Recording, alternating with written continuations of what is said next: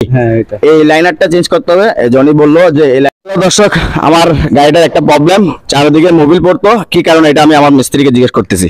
এদিকে আসো জনি, কি হয়েছিল এখানে? আমার এই মোবিলটা কেন ঘামাচ্ছে?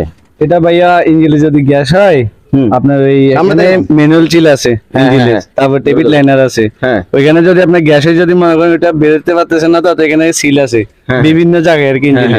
তো এটা কি করতেছে, আপনার ম্যানুয়াল চিল দিয়ে মারে, টেবিল লাইনার দিয়ে মারে, এখানে 3-4 মানে জায়গা আছে আর কি। তো এটা কি করছে, উপর দিয়ে মারে দিছে, উপর দিয়ে মারার পরে আপনার এই সিলটা আছে যে এটা এটা দিয়ে মারে দিছে, এই সিলটা দিয়ে মোবিলটা আপনার মোবিল পড়তেছে। বুঝতে পারছি হ্যাঁ দর্শক, আমার এই হচ্ছে টেবিট কভার, টেবিট কভার লাইনারটা দিয়ে কিন্তু মোবিলটা ঘামাইতো। এদিকে আসো একটু নাজমুল, এদিকে দেখাও। এটা হচ্ছে টেবিট কভার নাকি? টেবিট কভার, এটা সাইড দিয়ে কিন্তু দর্শক আমার এই মোবিলগুলা পড়ে যেত। আপনারা এই জিনিসটা সবসময় খেয়াল করবেন, দেখিয়েন আপনার অনেক জায়গায় অনেক সময় আপনার এই মোবিলগুলা এই সাইড দিয়ে বেশিরভাগ পড়ে। আপনারা এই কাজটা যদি হয়, আপনার ইঞ্জিনে যদি প্রবলেমটা হয়, আপনার এই লাইনারটা চেঞ্জ করতে হবে নাকি? এই লাইনারটা চেঞ্জ করতে হবে। জনি বললো যে এই লাইনারটা চেঞ্জ করতে হবে। এই লাইনারটা চেঞ্জ করলে দেখবেন আপনার মোবিলগুলো আর ঘামাবে না।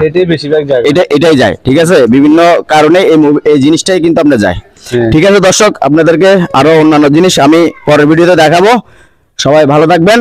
জনি সবাইকে বলো, তোমার উদ্দেশ্যে কিছু বলো। আমার ভিডিওটাতে লাইক এবং কমেন্ট, আমার জনি সবাই লাইক কমেন্ট করে দিবেন, শেয়ার করে দিবেন। আমার ভিডিওটা সবাই লাইক এবং শেয়ার কমেন্ট করে দিবেন। ভালো ভালো ভিডিও পেতে আমার ফেসবুকে ফলো দিয়ে রাখবেন। আসসালামু আলাইকুম।